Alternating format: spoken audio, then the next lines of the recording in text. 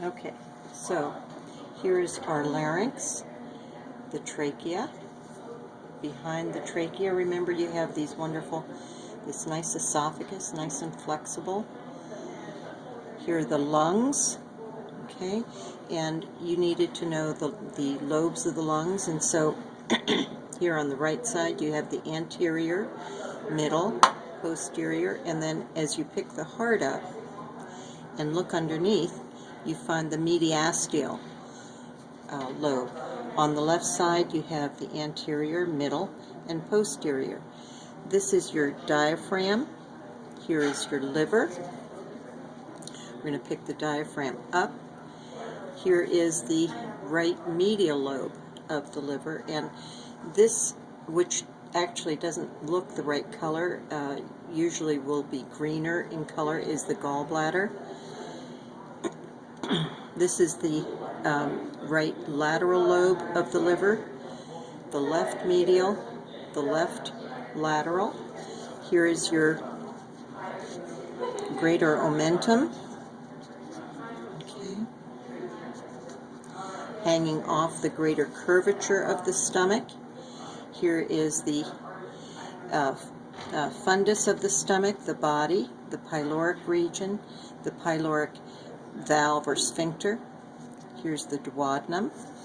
We're going to pick that greater omentum up and look at the area between the spleen, this is the spleen, and the duodenum to find the pancreas. And you can see that the pancreas really just wanders through from the spleen all the way around and buries itself into the duodenum. This is the small intestine then. And the small intestine, remember, is held together with mesentery, where you're going to find lymph glands and nice lymphatics and blood vessels, etc. If you follow the descending colon, you can't really see the transverse since we've been pulling at these intestines so much, but you can see descending colon. You can see the area where the colon starts, which is the cecum.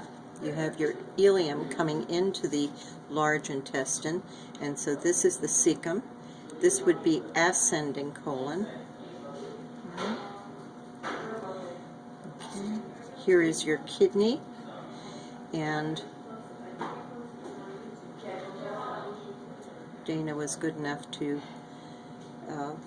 release the ureter from some of the fat and stuff that this happens to be. So that's the ureter and the bladder, and you would have ureters on both sides.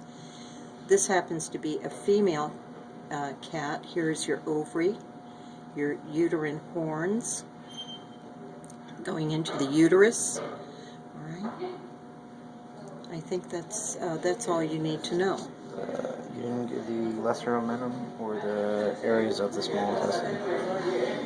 Well, the areas of the small intestine, if I were to ask them, you know that this is the duodenum, you know that this is the ileum. If I'm not asking small intestine area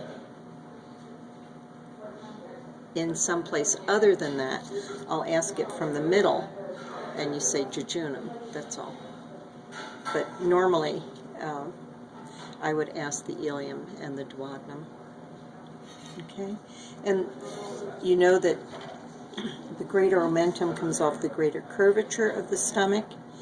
The lesser omentum is a stabilizing connective tissue from the stomach up to the liver, and it comes off of the lesser curvature, that inside curve of the stomach.